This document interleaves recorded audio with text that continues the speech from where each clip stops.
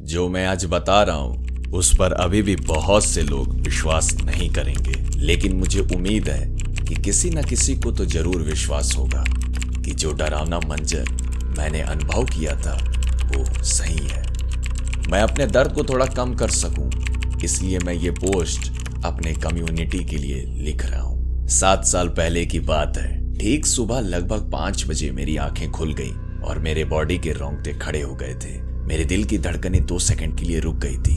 जैसे ही मेरा विजन, जो मैंने सपने में देखा था, धीरे धीरे रियल होने लगा था। लगभग 7 लोग अपने हाथ में खंजर के साथ मुझे घूर रहे थे। उनका चेहरा व्हाइट कलर से पेंट किया हुआ था।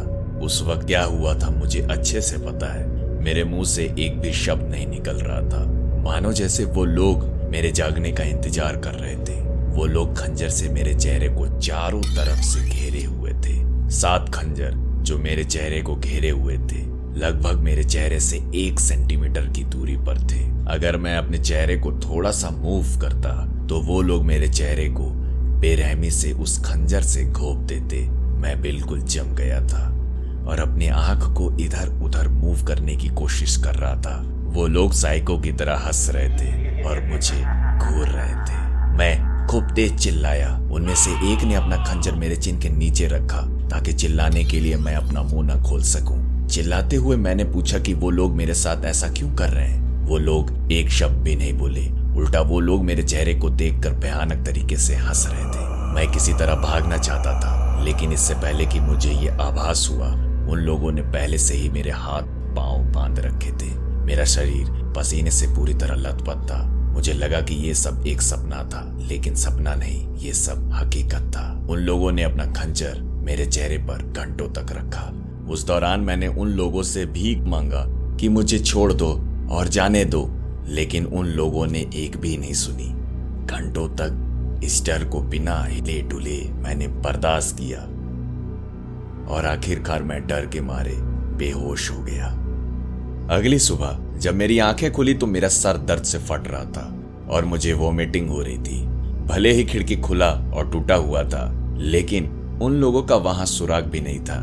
मैं सही से सांस नहीं ले पा रहा था और मेरे दिल की धड़कनें पहले से 3 गुना तेज धड़क रही थी और रुकने का नाम भी नहीं ले रही थी। मैं अपने बेड पर गिर गया, जबकि मेरी बॉडी अभी भी डर से कांप रही थी। मुझे विश्वास नहीं हो रहा था कि मेरे साथ ये सब क्या हो रहा है। भले ही मैंने ये घटना पुलिस को बताई, लेकिन इन्वेस्टिगेशन इतना आसान नहीं था, क्योंकि मेरे बॉडी पर उन लोगों ने चोट का कोई भी निशान नहीं छोड़ा था। मैं कुछ देर के लिए अपने फ्रेंड के घर पर रुका था, लेकिन वहां भी मुझे रोज रात को डरावने सपने आते थे। खैर, कहानी अभी यहाँ पर खत्म नहीं होती। एक दिन मैंने सुना कि एक औरत जो 60 साल की थी, सोते सोते हार्ट अटैक से मर गई। उस औरत के पड़ोसी ने देखा कि उसके घर की खिड़की टूटी हुई थी। उसने तुरंत ये बात पुलिस को बताई और पुलिस ने तुरंत इन्वेस्टिगेशन करना शुरू कर दिया। लेकिन बाद में पता चला कि उस औरत की मौत हार्ट अटैक के वजह से हुई थी, क्योंकि उसके बॉडी पर चोट के निशान नहीं थे। उन लोगों के कोई भी उंगलियों के निशान नहीं थे, यहाँ तक कि कोई भी एविडेंस नहीं मिला। लेकिन मैंने सोचा कि मुझे पता था कि ये सब कौन कर रहा है। मुझे बिल्कुल यकीन था कि ये कोई और नहीं बल्कि वही सारे लोग थे। मैंने ये सब बातें पुलिस को बताई।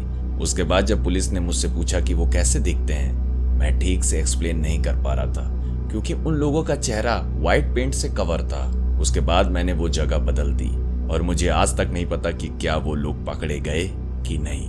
आज भी मुझे भयानक सपने आते हैं। रात को जब मैं सो रहा था तो मैं अपने बेड से कूदकर भागा, क्योंकि मुझे ऐसा लग रहा था कि कोई मेरे चेहरे पर खंजर रखे हुए है। खैर, वो मेरा वहम था।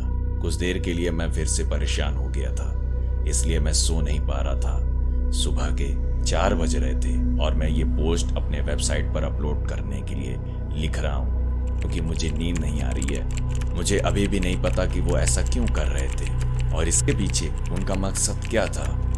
भले ही 7 साल बीत चुके हैं, लेकिन ये घटना अभी भी एक रहस्य बनी हुई है और ऐसा लगता है कि ये खौफनाक डर हमेशा मेरे अंदर बना रहेगा।